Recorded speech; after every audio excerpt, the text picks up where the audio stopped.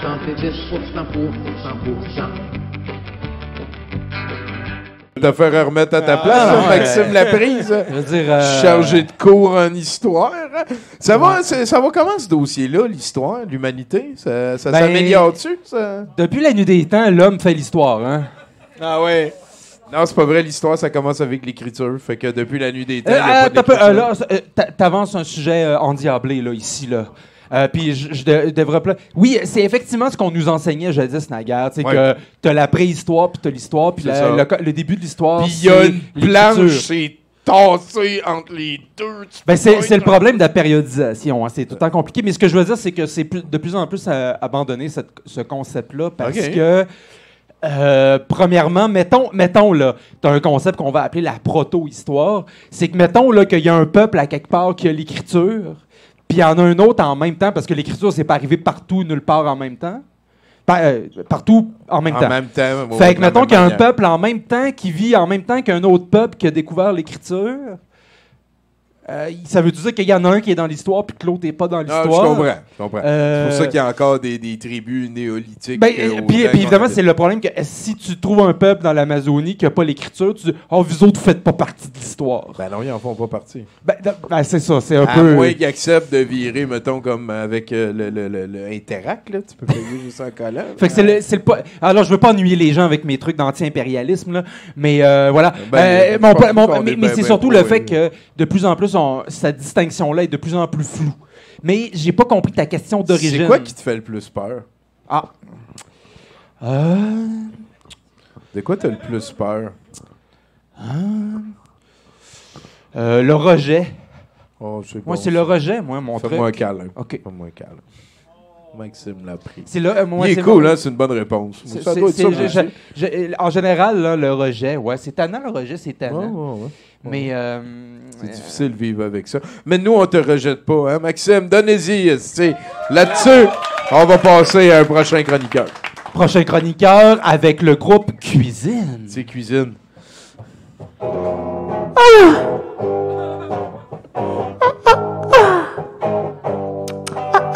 Elle me dit, qu'est-ce que tu fais par ici? Je viens d'en haut et de là-bas, je viens de l'au-delà, de l'en-dessous, le compte. C'est comme,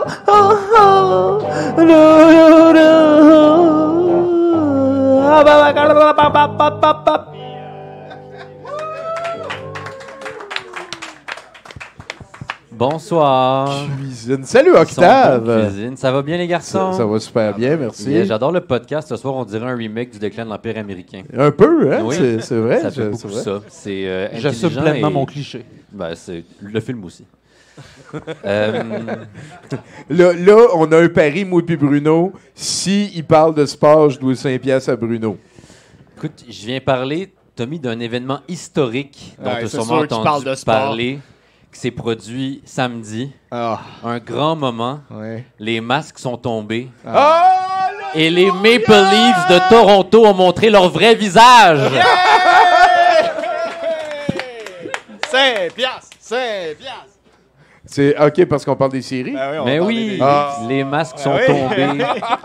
Je veux dire, le masque des Maple Leafs. Voilà, et Toronto, OK, je comprends. Qui prétendaient être des prétendants à la Coupe Stanley et qui ont perdu en première ronde, comme le veut la tradition. Et c'était incroyable. Et puis, je viens chier sur Toronto aujourd'hui, comme je le fais une fois ou 3 mois. Je commence en chiffres parce que je sais que t'es pas un gars de hockey, mais t'es un gars de chiffres, Tommy. OK, ouais. Oui. Les Maple Leafs ont pas traversé la première ronde des séries depuis 2004. Tabarnak, c'est là 80 livres, ça. Oui. C'est devenu, aujourd'hui, c'est historique, c'est devenu cette année l'équipe qui a la plus longue disette de première ronde, qui n'a pas traversé la première ronde depuis le plus longtemps, étant donné que l'autre équipe, c'était les Panthers, qui a traversé la première ronde cette année.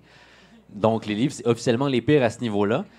Ils ont fait les séries 7 fois depuis 2004. Ils ont perdu à chaque fois. Ils ont eu 10 chances de passer à la ronde suivante. Il y a 10 matchs qu'ils ont joué où ils auraient pu passer. Ils étaient à 3 victoires, puis leur exactement. Ils ont perdu les 10. Absolument. De ces 10-là, il y a 5 matchs, en fait, de suite. 5 années de suite, c'est des matchs ultimes de la série, des 7e matchs. Ça fait 58 qui perdent au 7e match. Et en gagnant pas la Coupe Stanley cette année, comme ils sont éliminés, ben, ils battent le record des Rangers de New York pour la plus longue période de temps sans gagner la Coupe Stanley. Quand les Rangers l'avaient gagné en 94. Exactement, genre, puis ça faisait 53 ans. Mais là, les Leafs, si jamais ils gagnaient l'an prochain, je veux dire, ce serait 54 ans. 1967 la dernière fois. Exactement, Tommy. C'est à cause de Tragically Hip, c'est une tonne de Tragically Hip, puis on parle dedans.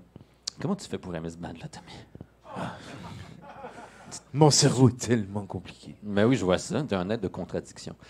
Donc, voilà, c'était formidable. Tout ça sans compter toutes les humiliations qu'ils ont subies aussi, qui n'étaient pas nécessairement en série, comme la fois où ils ont perdu contre leur propre chauffeur de Zamboni.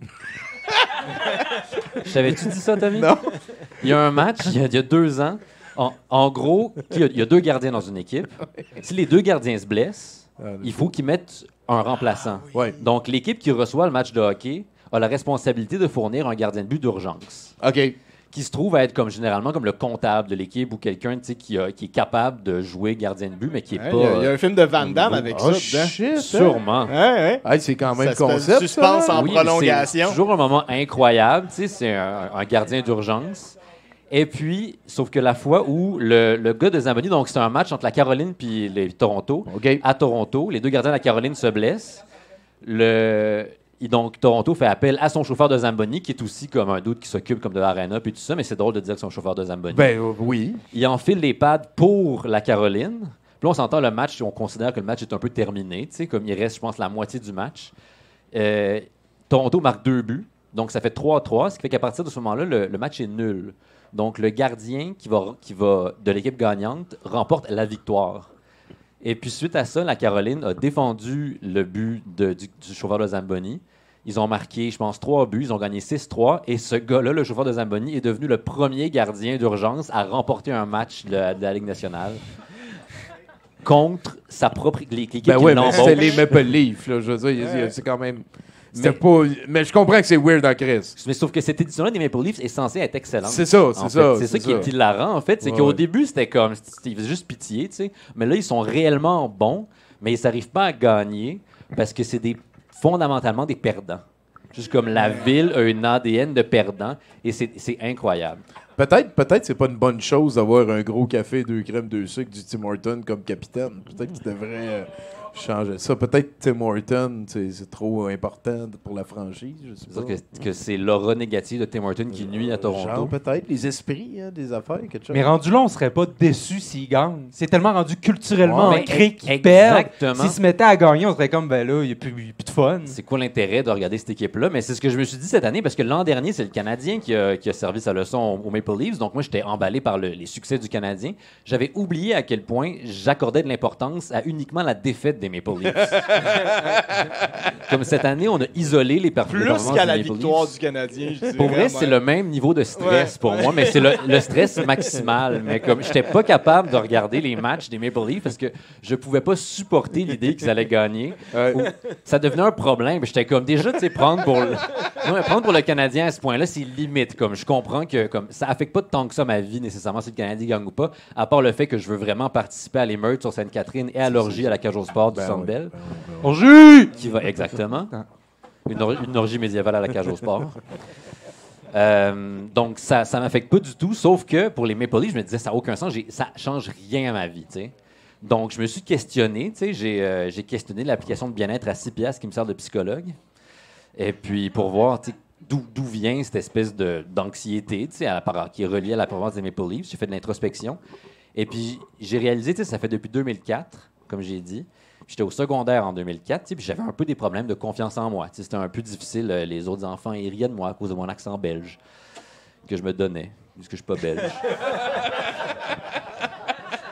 70, c'est tellement plus beau que 70, je comprends pas. C'est vrai, par contre, ça, je suis all-in avec toi Bon, ben, tu là-dessus. sais, on aurait dit au même secondaire. 70%, là, ça fait... Ah, wow. C'est pas vrai, 70%. 70%. Ça serait super. Donc là, je me suis dit, c'est ça, peut-être que j'ai utilisé ça comme béquille pour ma confiance en moi, puis ça s'est cimenté. Et puis là, quand je voyais que les Leafs étaient sur le point de gagner, parce qu'ils ont eu 2 chances de gagner cette année, les Leafs, ils ont perdu les 2, ben exactement, c'était comme un des piliers de ma confiance en moi qui était ébranlé, tu sais. Puis, donc là, ça m'a peut-être soulevé l'idée que je devrais peut-être travailler là-dessus puis avoir une confiance en moi qui est organique à moi-même. tu sais. Oui, qui dépend pas que les Leafs perdent en série. Exactement, parce que c'est un peu ridicule. Ouais. Mais ma deuxième hypothèse, et la plus plausible, c'est que la ville de Toronto, les Leafs et la ville de Toronto en général, sont alimentés par des forces maléfiques. N'est-ce pas? Comme J'aime ça. des forces sombres. Tellurique, démoniaque, ancestral. Exactement, et que c'est le rituel sacré des séries de la Coupe Stanley qui permet de les garder enfermés puis de les empêcher de se propager. Sacrifier les séries de notre équipe professionnelle à chaque fois. Entre ça, puis t'as un problème psychologique à régler, tu sais. Mais c'est Moi, clairement là-dessus, ça. il y a Ben bien oui, plus c'est de sûr, chance, mais- ça. c'est ça, ben Bien oui, plus c'est de ça. Tu sais, chance. je pense que c'est saint d'esprit quand même. Ah le ouais, gars. voilà. On s'entend. Ben oui, pas cave. Et puis, je l'ai déjà dit, je vais finir là-dessus parce que je trouve ça important de le rappeler, juste parce que peut-être qu'il y a des gens qui minimisent l'impact de ce que je suis en train de dire, tu sais, des forces maléfiques de Toronto. La dernière fois que les Leafs ont gagné la Coupe Stanley, dans les 6 mois qui suivaient, Pizza était fondée, Tommy. À Toronto, c'est pas un risque que l'humanité peut courir une deuxième fois. tu sais. Pizza, wow! Donc voilà, on est clair pour 1 an, mais d'ici l'an prochain, À chaque année, il faites faut quelque chose. repousser les Ben, forces obscures. Absolument, il faut se mettre à chaque année. Ouais, j'aime ça. Donc maintenant, Merci. ben, tout est correct. Peu importe qui gagne, on s'en fout. Ouais, L'humanité est après, sauve pour 1 c'est an. ça, les Canadiens sont pas là, puis les Maple Leafs sont partis. Fait que, Puis je peux me mettre à manger parce que j'étais stressé pendant 1 semaine. et voilà. Merci, Octave. Merci pour votre écoute. Ah ouais. Octave Savoie-Lortie, mesdames et messieurs. Fait que... médiéval, il se passait-tu des affaires en Australie où ils ont fermé ça le temps du... Ben, le problème, tu sais, on pourrait se poser la même question avec l'Amérique, dans le sens, OK, non, mais il ça, se c'est passe- bouqué. là. On il- avait fait sous-traiter par... Mais ben, le truc, c'est qu'on dépend de l'archéologie pour ces périodes-là. Puis j'y connais rien en archéologie parce que, tu sais, comme on dit en histoire, C'est vrai qu'il y a comme une guerre entre vous autres, comme les pompiers puis les policiers? c'était vrai jadis. Les Olympiades des archéologues puis les jeux des historiens. Il y avait comme une Les game. historiens puis les anthropologues, peut-être. Ah, genre? ça oui, Ouais. par contre. Oh, Ça, les ouais, ouais. tabarnak! Ah, oui, oui, oui. Ouais, eux autres, vous les Mais- aimez pas, hein? Non, non, en fait, c'est le contraire. C'est les anthropologues qui nous aiment vous pas. aiment Nous autres, pas, nous autres, on est gentils. Ah, C'est ouais. eux qui sont méchants. Ah, ouais, OK.